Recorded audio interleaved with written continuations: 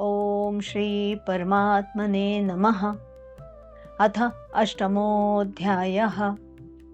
इस अध्याय का नाम है अक्षर ब्रह्म योग। इसमें 28 श्लोक हैं।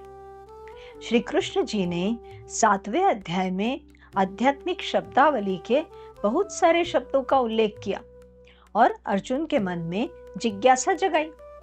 तुरंत अर्जुन ने पूछा, ब्रह्म क्या है? कर्म, आध्यात्म किसे कहते हैं? और अधिभूत, अधिदैव और अधियज्ञ क्या है? और अंत काल में आत्मा को नियंत्रण में रखने वाले ज्ञेय को कैसे जानते हैं? यह अध्याय थोड़ा कठिन है। ध्यान से सुनकर पुनः पुनः गुणन मनन चिंतन करने से समझ में आएगा। अब भगवान उत्तर दे रहे हैं। परम अक्षर ब्रह्म है, स्वयं का एवं सारी सृष्टि का स्वभाव पहचानने की इच्छा, प्रकृति के कार्य और आत्मज्ञान की लालसा अध्यात्म है। जिस भी क्रिया से भूत भाव का उद्भव होता है वह कर्म है।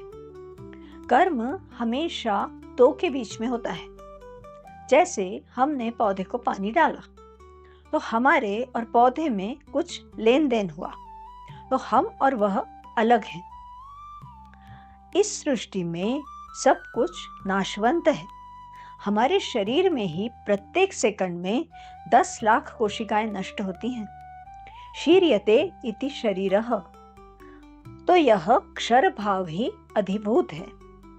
इस क्षर भाव का आधार अक्षर पुरुष ही अधिदैव है और सबका मिला जुला स्वरूप जो सारी देहों का पोषण करने वाला समष्टि रूप मैं ही अधियज्ञ हूँ।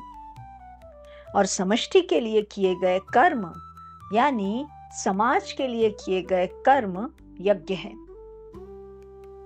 अब भगवान कहते हैं कि उस दिव्य परम पुरुष का जो मनुष्य निरंतर चिंतन करता है, चित्त को इधर उधर भटकाए बिना और अभ्यास रूपी योग से युक्त होकर।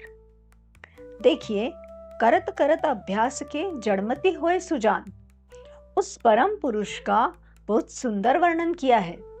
वह सर्वज्ञ है, अनादि है, सबका नियंता है, सूक्ष्म से सूक्ष्म सबका भरण पोषण करने वाला, सूर्य की तरह प्रकाशमान, जिसका चिंतन नहीं किया जा सकता।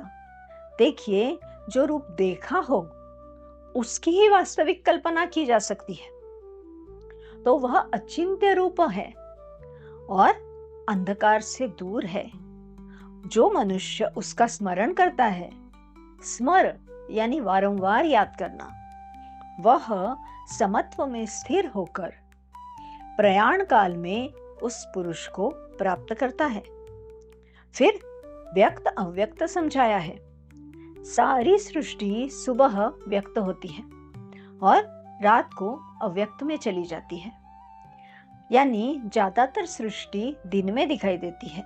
घुप अंधेरे में हमें कुछ दिखाई नहीं देता और हम जब सो जाते हैं तो समय का पता नहीं चलता। फिर एक है अव्यक्तात् अव्यक्त भाव जो सनातन है। देखिए, कई सारी आकाशगंगाएं हमें अज्ञात हैं। अभी तक उनका प्रकाश ही हम तक नहीं पहुंचा है। कुछ अव्यक्त तारे हैं जो अब व्यक्त हो गए हैं क्योंकि उनका प्रकाश हम तक पहुंच गया है, तो उन्हें व्यक्त अव्यक्त कहेंगे। यानी जो अव्यक्त अब व्यक्त हो चुका है। तो अव्यक्त अक्षर जो भाव है, जिसे परम गति कहा गया है, वहां पहुंचकर महाआत्मा योगी वापस नहीं आता। वह मेरा परम धाम है।